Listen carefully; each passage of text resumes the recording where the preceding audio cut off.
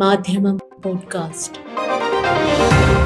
മാധ്യമം editorial 2025 December 24 ബുധൻ. കുറച്ചു കാലമായി കുട്ടികൾക്കിടയിൽ ആത്മഹത്യാ പ്രവണത വർദ്ധിക്കുകയാണ്.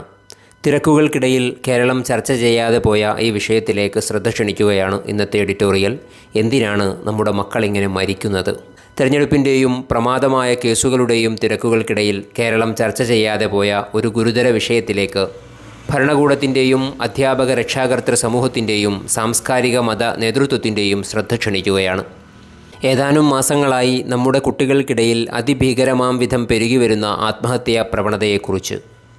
മലയാളികൾക്കിടയിൽ ആത്മഹത്യാ നിരക്ക് വർഷം തോറും വർദ്ധിച്ചുകൊണ്ടിരിക്കുകയാണ്. രാജ്യത്ത് 5ാം സ്ഥാനത്തായിരുന്ന കേരളം പിന്നീട് 4ാം സ്ഥാനത്തും ദേശീയ ക്രൈം റെക്കോർഡ് ബ്യൂറോയുടെ അവസാനമായി പുറത്തിറങ്ങിയ റിപ്പോർട്ട് പ്രകാരം 3ാം സ്ഥാനത്തുമാണ്. മദ്യാസക്തി, മയക്കുമരുന്നുപയോഗം എന്നിവയാണ് കേരളത്തിൽ മുതിർന്നവർക്കിടയിലെ സ്വയം ഹത്യയുടെ മുഖ്യ കാരണമായി എണ്ണപ്പെടുന്നത്. കുടുംബ പ്രശ്നങ്ങൾ, ആരോഗ്യ പ്രശ്നങ്ങൾ, തൊഴിലില്ലായ്മ, ദാരിദ്ര്യം എന്നിവയും ആളുകൾ ജീവിതത്തിന് സ്വയം വിരാമമിടുന്നതിന് കാരണങ്ങളായി വിലയിരുത്തപ്പെടുന്നു. കഴിഞ്ഞ 5 വർഷത്തിനിടെ ആത്മഹത്യ ചെയ്തവരിൽ കൂടുതലും 31നും 40നും ഇടയിൽ പ്രായമുള്ളവരാണെന്ന് സംസ്ഥാന യുവജന കമ്മീഷൻ നടത്തിയ പഠനം വ്യക്തമാക്കുന്നു. എന്നാൽ എന്തുകൊണ്ടാണ് കൗമാരപ്രായം കടക്കാത്തവർ മുതൽ സർവകലാശാല വിദ്യാർത്ഥികൾ വരെയുള്ള എത്രയോ അധികം കുഞ്ഞുങ്ങൾ വീടിനും നാടിനും തീരാ നോവ് ബാക്കിവെച്ച് തിരക്കിട്ട് കടന്നുപോകുന്നത്? 2025 വർഷത്തെ ആമോദപൂർവ്വം വരവേറ്റ, ഒത്തിരി കുഞ്ഞു സ്വപ്നങ്ങൾ നെയ്ത 300-ലേറെ മക്കൾ വർഷം അവസാനിക്കും മുമ്പേ ജീവിതം തന്നെ അവസാനിപ്പിച്ചു മടങ്ങിയിരിക്കുന്നു. ഇതു സംബന്ധിച്ച് എന്തെങ്കിലും കാരണങ്ങളോ പഠനങ്ങളോ നടക്കുന്നുണ്ടോ? എല്ലാ തിരക്കുകളും ഭിന്നതകളും മാറ്റിവെച്ച് അതിനെക്കുറിച്ച് ഗഹനമായി ചിന്തിക്കാനും പരിഹാരമാർഗം കണ്ടെത്താനും എല്ലാവരും ഒരുമിച്ചിരിക്കേണ്ട സമയം ഇപ്പോൾ തന്നെ വൈകിയിരിക്കുന്നു. മലപ്പുറം ജില്ലയിലെ കൊണ്ടോട്ടി മേലങ്ങാടിയിൽ കഴിഞ്ഞ ദിവസം ജീവിതം അവസാനിപ്പിച്ചു പോയ മകൾക്ക് 13 വയസ്സ് മാത്രമായിരുന്നു. മൊബൈൽ ഫോൺ ഉപയോഗിച്ചതിന് വഴക്കു പറഞ്ഞതാണ് ഇതിനുള്ള കാരണമായി റിപ്പോർട്ട് ചെയ്യപ്പെടുന്നത്. കഴിഞ്ഞ മാസം തിരുവനന്തപുരം ജില്ലയിലെ നെയ്യാറ്റിൻകരയ്ക്കടുത്ത നാറാണിയിൽ സ്കൂളിൽ പോകാൻ മടിച്ച 8ാം ക്ലാസ്സുകാരനെ വീട്ടുകാർ നിർബന്ധിച്ച് സ്കൂളിൽ വിട്ടു. തിരിച്ചു വന്ന ശേഷം അവൻ ജീവിതത്തിൽ നിന്ന് കടന്നുപോയി കളഞ്ഞു. ഇതൊക്കെ ഒറ്റപ്പെട്ട സംഭവങ്ങളെന്ന് പറഞ്ഞ് ആർക്കും ഒഴിഞ്ഞുമാറാനാവാത്ത സാഹചര്യമാണ്. കേരളത്തിലെ ഓരോ ജില്ലയിൽ നിന്നും ഇതുപോലെ എണ്ണി പറയാൻ നിരവധി കേസുകൾ നമുക്ക് മുന്നിലുണ്ട്. തൃശ്ശൂർ ജില്ലയിൽ ഈ വർഷം ഫെബ്രുവരി അവസാന വാരം 3 കുഞ്ഞുങ്ങൾ ജീവിതം അവസാനിപ്പിച്ചു. കാസർഗോഡ് ജില്ലയിൽ മാത്രം ഇക്കഴിഞ്ഞ 10 ദിവസത്തിനിടെ ആത്മഹത്യ ചെയ്തത് 4 വിദ്യാർത്ഥികളാണ്.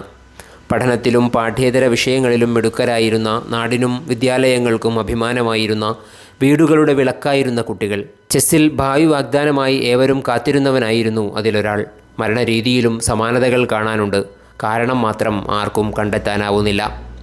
പഠനസമ്മർദ്ദം, വീട്ടിലെയും സ്കൂളിലെയും പ്രശ്നങ്ങൾ എന്നിവയാണ് കാലങ്ങളായി വിദ്യാർത്ഥി ആത്മഹത്യകളുടെ കാരണങ്ങളായി കണക്കാക്കപ്പെട്ടിരുന്നത്. വീട്ടിലെ മുതിർന്നവർ തമ്മിലെ പോരിൽ മനസ്സിന് മുറിവേൽക്കുന്ന കുട്ടികൾ രംഗം വിട്ടുപോകുന്നത് മുമ്പെന്നത്തേക്കാളും വർദ്ധിച്ചിരിക്കുന്നു. അധ്യാപകർ പുലർത്തുന്ന വിവേചനവും സഹപാഠികളിൽ നിന്ന് നേരിടുന്ന അപമാനവും മൂലം ജീവിതം മടുത്തുപോകുന്നവരുടെ എണ്ണവും പെരുകി. എന്നാൽ ഏതാനും വർഷങ്ങളായി വിദ്യാർത്ഥികളുടെ ആത്മഹത്യ ഇരട്ടിച്ചു വരുന്നതിൽ ഡിജിറ്റൽ അടിമത്തത്തിൻ്റെയും സൈബർ അധോലോകത്തിൻ്റെയും പങ്ക് നിഷേധിക്കാനാവില്ല. സങ്കല്പിക്കാൻ കഴിയാത്ത വിധത്തിലാണ് പല കുട്ടികളും തിരോഭവിച്ചത്. ചിരിച്ചും കളിച്ചും പഠനത്തിൽ തിളങ്ങിയും മുന്നേറിയിരുന്ന കുഞ്ഞുങ്ങളിൽ പൊടുന്നനെ മാറ്റങ്ങൾ സംഭവിക്കുന്നതും അവർ മറ്റാരുടെയോ കൽപ്പനകൾക്കനുസൃതമായി പെരുമാറുന്നതും പതിയിരിക്കുന്ന മരണത്തിൻ്റെ ലക്ഷണമായിരുന്നെന്ന് തിരിച്ചറിയുമ്പോഴേക്കും തിരുത്താൻ കഴിയാത്ത വിധത്തിൽ ജീവൻ്റെ തിരക്കഥ കൈവിട്ടു പോകുന്നു. കോവിഡ് ലോക്ക്ഡൗണിന് ശേഷം മൊബൈൽ ഫോണിനോടുള്ള ആശ്രിതത്വം ലോകമൊട്ടുക്കും വർദ്ധിച്ചിട്ടുണ്ട്. അത് നമ്മുടെ ജീവിതശൈലിയെയും സ്വഭാവത്തെയും മാറ്റിമറിക്കുന്ന രീതിയിൽ സ്വാധീനിച്ചിട്ടുമുണ്ട്. കുട്ടികളാവട്ടെ അതിമാരകമായ രീതിയിലാണ് മൊബൈൽ ഫോണുകൾക്കും അതിലെ ഉള്ളടക്കങ്ങൾക്കും അടിപ്പെട്ടിരിക്കുന്നത്. അപകടകരമായ അക്രമാസക്തി മുറ്റിയ ഗെയിമുകളും അതുവഴി ജീവിതത്തിൻ്റെ നിയന്ത്രണമേറ്റെടുക്കുന്ന അജ്ഞാതരും എത്ര കുട്ടികളെ മരണത്തിലേക്ക് തള്ളിവിട്ടുന്നതിന് കണക്കില്ല. പത്രങ്ങളുടെ ചരമക്കോള വാർത്തകളായി, സ്കൂൾ അസംബ്ലിയുടെ അനുശോചന പ്രമേയങ്ങളിലെ കേവലം പേരുകളായി അവസാനിക്കേണ്ടവരല്ല നമ്മുടെ മക്കൾ.